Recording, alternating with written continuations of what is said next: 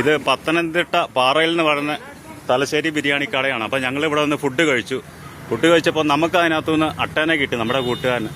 അപ്പോൾ അവർ പറഞ്ഞപ്പോഴത്തേന് അവരുടെ കൂട്ടുകാരൻ പെട്ടെന്ന് എടുത്തുകൊണ്ട് പോയിട്ട് ഇതിനകത്ത് തന്നെ അത് കരിയാപ്പല കരിഞ്ഞ് കിടക്കുകയെന്ന് പറഞ്ഞ് ഭയങ്കര പ്രശ്നം. അപ്പം അറിയാവുന്നവരാരും ഈ കടയിൽ കയറരുത്, അത്രേ ഉള്ളൂ പറയാം. നമ്മുടെ ഇപ്പോൾ 2300 രൂപ അവർ വാങ്ങിച്ചിട്ടുണ്ട്. ഞങ്ങൾ ആരും ഫുഡ് കഴിച്ചിട്ടുമില്ല. അപ്പോൾ ഞങ്ങൾ തിരുവനന്തപുരം വന്നപ്പം ഞങ്ങൾ റാന്നിയെ കയറി ഫുഡ് കഴിക്കാമെന്ന് വെച്ചപ്പോൾ നമ്മുടെ ഡ്രൈവർ പറഞ്ഞു ഇവിടെ ഇങ്ങോട്ട് പോകുന്ന വഴിക്ക് ഇവിടെ കയറി കഴിക്കുവാണെങ്കിൽ കുഴപ്പമില്ല. അപ്പോൾ ഇവിടെ കയറി കഴിച്ചതിൻ്റെ ഗുണം മനസ്സിലായി. അറിയാവുന്നൊരു പരമാവധി ഈ കടയിൽ ഒന്ന് കയറി. പ്രിയപ്പെട്ടവരെ നമസ്കാരം. ഇന്നലെ സോഷ്യൽ മീഡിയയിൽ പത്തനംതിട്ട ഒരു ഹോട്ടലിനെ കുറിച്ച് നിറഞ്ഞു നിന്ന ഒരു വാർത്തയുണ്ട്. ഫുഡ് കഴിച്ചുകൊണ്ടിരുന്നപ്പോൾ അതിൻ്റെ അകത്ത് അട്ട കിട്ടി എന്നുള്ളൊരു വാർത്ത. അതിനു മുമ്പേ അവരൊന്ന് രണ്ട് കാര്യങ്ങൾ പറഞ്ഞിട്ടുണ്ട്. തലശ്ശേരി ബിരിയാണി കഴിക്കുവാൻ വേണ്ടി പത്തനംതിട്ട ഒരു ഹോട്ടലിൽ വന്നായിരുന്നു. പ്രിയപ്പെട്ട പ്രേക്ഷകരെ, തലശ്ശേരി ബിരിയാണി എന്നല്ല, ഒരു ബിരിയാണിയും പത്തനംതിട്ട ഹോട്ടലിൽ നിന്ന് നിങ്ങൾക്ക് കിട്ടുമെന്ന് പ്രതീക്ഷിക്കുന്നു.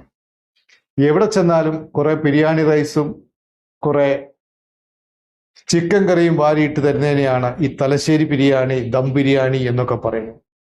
അത് പിന്നെ എന്തെങ്കിലും ആയിപ്പോട്ടെ, നമ്മൾ പിന്നെ അതിനെപ്പറ്റി ചർച്ച ചെയ്യുവാൻ ആഗ്രഹിക്കുന്നില്ല.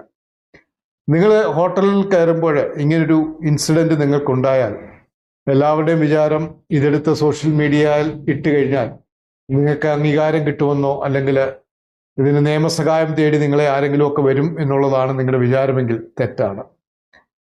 നിങ്ങൾക്ക് ഇങ്ങനൊരു ഇൻസിഡൻറ്റ് സംഭവിച്ചാൽ അതിൻ്റെ വീഡിയോ എടുത്തു വെക്കുക അല്ലെങ്കിൽ ഫോട്ടോ എടുത്തു വെക്കുക എന്നുള്ളതാണ്. അത് ആ ഹോട്ടലിൽ നിന്ന് തന്നെ എടുത്തതാണ് എന്ന് മറ്റുള്ളവർക്ക് കാണുമ്പോൾ മനസ്സിലാകുകയും വേണം. അങ്ങനെ എടുത്തതിന് ശേഷം മാത്രമേ നിങ്ങളിത് സോഷ്യൽ മീഡിയയിൽ പ്രചരിപ്പിക്കാവൂ. നിങ്ങൾക്കെതിരെ ഏതെങ്കിലും ഒരു രീതിയിൽ ലീഗൽ ആക്ഷൻ ഹോട്ടൽ ഉടമ നടത്തിയാൽ നിങ്ങൾക്ക് കാണിക്കുവാൻ നിങ്ങളുടെ കയ്യിൽ ക്ലിയർ പ്രൂഫ് ഉണ്ടായിരിക്കണം. അല്ലെങ്കിൽ ഹോട്ടൽ ഉടമ ചോദിക്കുന്ന പണം നിങ്ങൾ നൽകേണ്ടതായി വരും.